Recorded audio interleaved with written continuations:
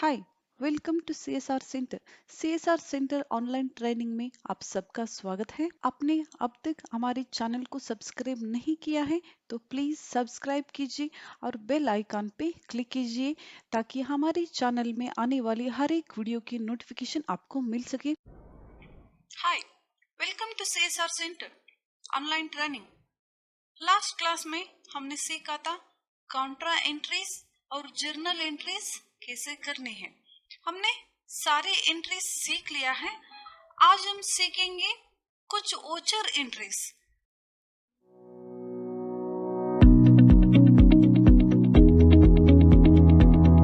ओचर्स का मतलब है, मैंने पहले भी आपको बोला है, कंपनी में कुछ छोटे स्मॉल एक्सपेंसेस होते हैं, उसकी पेमेंट हम कैश में देते हैं। एग्जाम्पल्स काफी एक्सपेंसेस हो गया, टी एक्सपेंसेस या वाटर बिल या कुछ पेपर पेन स्टेशनरी खरीद लिया है या कुछ पेट्रोल डीजल बिल 200-300 रुपए का। इस तरह का कुछ छोटे एक्सपेंसेस होते हैं, उसको कैश के द्वारा पेमेंट करते हैं। ओचर्स में उन एंट्रीज को करते हैं, बाद में उसके एंट्री हम टैली में करते हैं। तो चलिए आज कुछ ओचर्स के एंट्रीज हम करते हैं। हमें जाना है अकाउंटिंग ओचर्स पे। पहले हम एंट्री करेंगे ऑडिट फीस। हर महीने में कंपनी में ऑडिट होती है। हमारे जो एंट्रीज है वो टैली में हमने सही किया है या गलत, या कुछ एंट्रीज हम नहीं कर पाए हैं, कुछ हमें डाउट है या कुछ प्रॉब्लम हुआ है, तो आते हैं हर महीने चेक करते हैं और उसको करेक्ट करके दे देते हैं।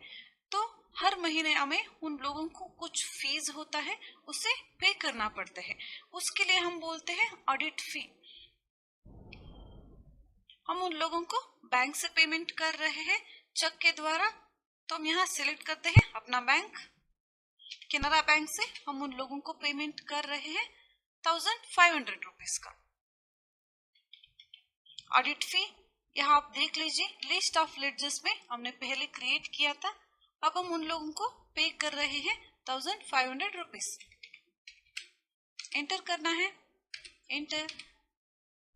चेक के द्वारा अगर आप पेमेंट कर रहे हो तो चेक का नंबर और चेक डेट यहाँ डाल दीजिए।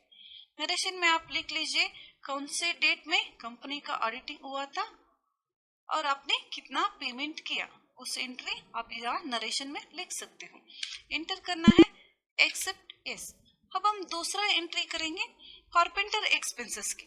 कुछ फर्नीचर से हमारी कंपनी में कुछ टूट गया था या कुछ प्रॉब्लम्स हुआ था, उसको हमने रिपेयर करवाया है कारपेंटर के द्वारा। उन लोगों को भी हमें पेमेंट करना है। हमने उन लोगों को कैश के द्वारा पेमेंट किया है, तो हम यहाँ कैश सेलेक्ट करेंगे। कैश के द्वारा हमने पेमेंट किया है उन लोगों को। कारपेंटर एक्सपेंसेस हमने दिया है कुछ 500 रुपीज। एंटर, एंटर करना है। यहाँ आप नरेशन में लिख लीजिए क्या प्रॉब्लम हुआ था, उन लोगों ने कितना चार्ज किया, कितने दिनों के अंदर उन लोगों ने वो रिपेयर करवाया, आप नरेशन में लिख लेना। एंटर करना है, एक्सेप्ट। अब दूसरा एंट्री हम करेंगे इलेक्ट्रिसिटी बिल का। हर महीना इलेक्ट्रिसिटी बिल पे करना पड़ता है, हम बैंक से पे कर रहे हैं। बैंक सिलेक्ट करती हूँ मैं इधर। अगर आपने कैश के द्वारा पेमेंट किया है तो कैश को भी डाल सकते हो आप उधर। यहाँ इलेक्ट्रिसिटी बिल नहीं है हमारे पास, हमने लेडजर में क्रिएट नहीं किया है, और इसलिए लिस्ट ऑफ लेडजर्स में नहीं दिखा रहा है। तो चलिए हम नया क्रिएट करते हैं, ऑल्ट सी फिर ledger creation.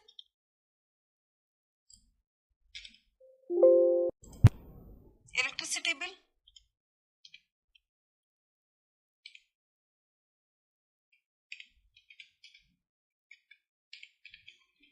Enter.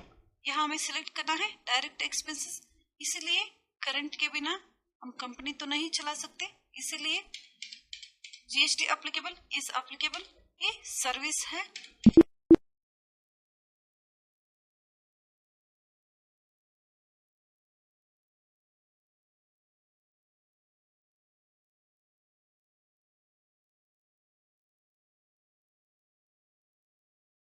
Inter accept electricity bill, हमने 2500 रुपीज पे किया है, इंटर करना है, इंटर। अब यहाँ बैंक के द्वारा पे कर रही हूँ, इसलिए चेक नंबर और चेक का डेट यहाँ डाल दीजिए। नरेशन में आप लिख लेना कौन से महीने का इलेक्ट्रिसिटी बिल आप पे कर रहे हो, इंटर एक्सेप्ट। ये हो गया। अब और एक एंट्री हम करते हैं, लेबर चार्ज। हम बैंक के द्वारा उन लोगों को पेमेंट कर रहे हैं, तो हमें सिलेक्ट करना है बैंक। हमारी कंपनी के कुछ काम के लिए हमने बाहर से कुछ लेबर आई थी हमारी कंपनी के लिए, उन लोगों को हम पेमेंट कर रहे हैं 1500 रुपीज, इंटर करना है। यहाँ चेक नंबर लोन चाहिए था, इसलिए नरेशन में लिख लेना कौन से काम के लिए कैश के द्वारा कितने दिनों तक आपने लेबर्स को मंगवाया था आपकी कंपनी में। बाद में एंटर करना है लोन फॉर, और एक एंट्री हम करेंगे लोन फॉर एम्प्लॉयज। 5000 रुपीज का लोन दिया है हमने एम्प्लॉयज को, वो हर महीने उन लोगों की सैलरी में काट दी जाती है, एंटर करना है। यहाँ आप लिख लेना किस किस को आपने कौन से एम्प्लॉय को कितना लोन दिया है, बाद में इंटर एक्सेप्ट करना है। नेक्स्ट एंट्री हम करेंगे सैलरी की। जैसे कि आप लोगों को पता है हर महीने हमारी कंपनी का जो वर्कर्स है उन लोगों को सैलरी देना पड़ता है, तो कंपनी को तो हर महीने कंपनी क्या करती है, चेक के द्वारा कुछ फंड्स विड्रॉ करती है, बाद में सारे वर्कर्स को सैलरी दे देते हैं। तो इधर हम बैंक सिलेक्ट करेंगे, हमारा एंटर करेंगे। यहाँ हमें सिलेक्ट करना है सैलरी। यहाँ आप देख लीजिए लिस्ट ऑफ लेडर्स अकाउंट्स में हमने सैलरी क्रिएट नहीं किया है, अब हम क्रिएट करेंगे Alt C for direct ledger creation.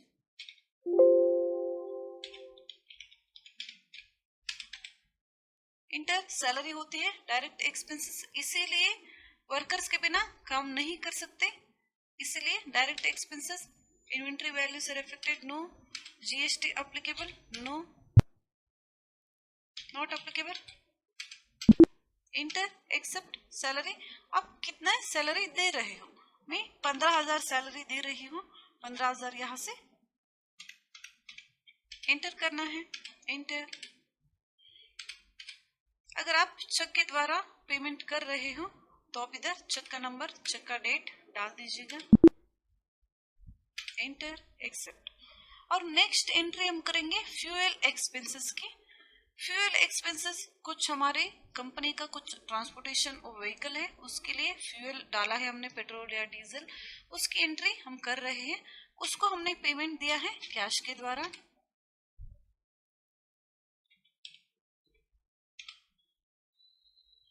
यहाँ आप देख लीजिए लिस्ट ऑफ लेडजर में फ्यूल एक्सपेंसेस हमने क्रिएट नहीं किए हैं, चलिए क्रिएट करते हैं।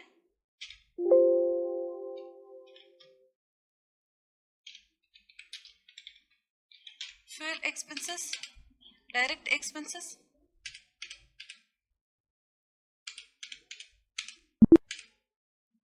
यह हमें लिखना है कितने अमाउंट का आपने फ्यूल लगवाया है, 500 रुपीज में यहाँ दे रही हूँ, इंटर। नेक्स्ट एंट्री हम करेंगे कंप्यूटर ब्रांड्स को हमने पेमेंट किया है, तो हमने बैंक से पेमेंट किया है,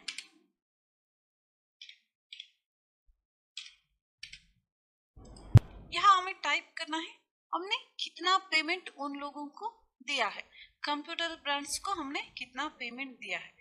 अब आप यहाँ देख लीजिए हमारे बैंक में सिर्फ 33,000 रुपीज है, अब हमें कंप्यूटर ब्रांड्स को देना है 1,60,500 रुपीज, मैं यहाँ दे रही हूँ 60,000 रुपीज,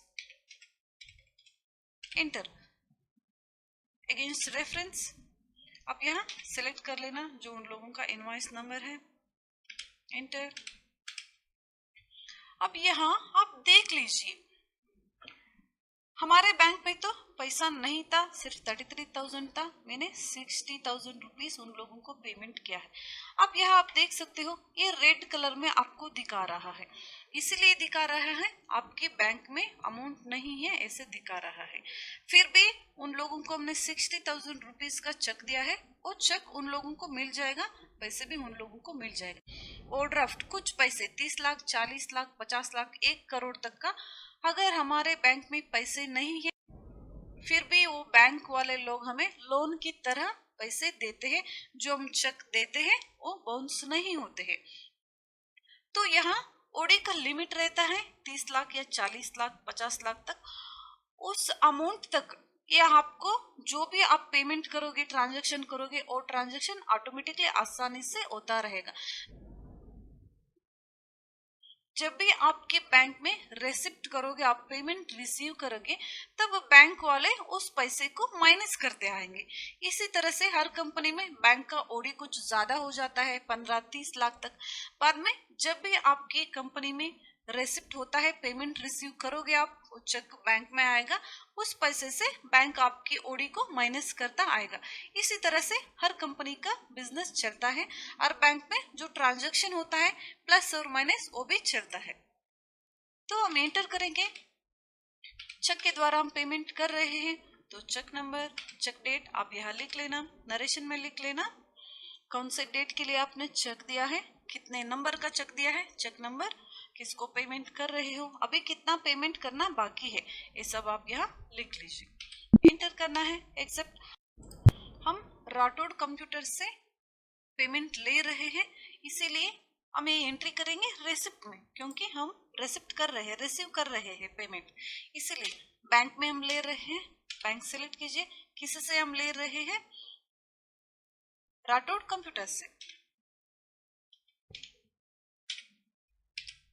इंटर करना है, वो लोग पूरा पेमेंट हमें कर रहे हैं 30,700 रुपीज। एंटर करना है, यहाँ हम सिलेक्ट करेंगे अगेंस्ट रेफरेंस, इनवॉइस सिलेक्ट करेंगे,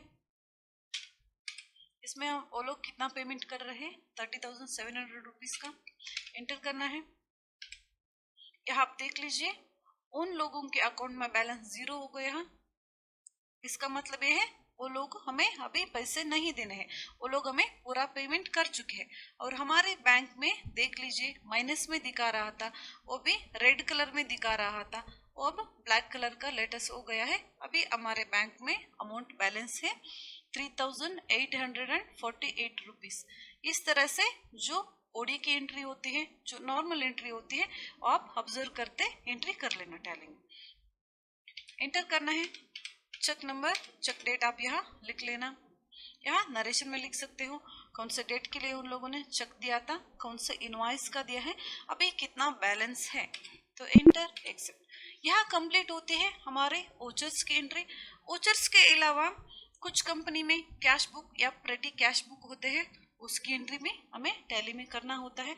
तो आपकी कंपनी में कैसा बिजनेस चलता है, कहाँ वो लोग एंट्री करते हैं, कैश बुक है, प्रेटी कैश बुक है, वोचर्स है, इनवॉइस है, बैंक का ट्रांजैक्शन शीट है, उन सभी को हमें देखने हैं, सभी की एंट्रीज को हमें टैली में एंटर करना है। तो चलिए यहाँ कंप्लीट होते हैं हमारी टैली की सभी एंट्रीज। अगर आप लोगों को इसमें कुछ डाउट है, कुछ समझ में नहीं आया है, तो आप मुझे कमेंट सेक्शन में पूछ लेना। आपका जो भी डाउट होगा वो मैं क्लियर करने की कोशिश करूंगी। तो चलिए नेक्स्ट कुछ और है टैली में आपको सीखना है, जैसे कि डे बुक डिस्प्ले में जो दिखता है उसको कैसे अल्टर करना है, कैसे डिलीट करना है, बैलेंस शीट को कैसे देखना है डिटेल में, उसे कैसे एक्सपोर्ट करना है एक्सेल में या एमएस वर्ड में या एक्सएमएल शीट में, जो प्रॉफिट एंड लॉस होता है उसको कैसे देखना है, और टैली का जो बैकअप है और रिस्टोर है वो कैसे लेना है, वो मैं सभी आपको बताऊंगी नेक्स्ट क्लास में।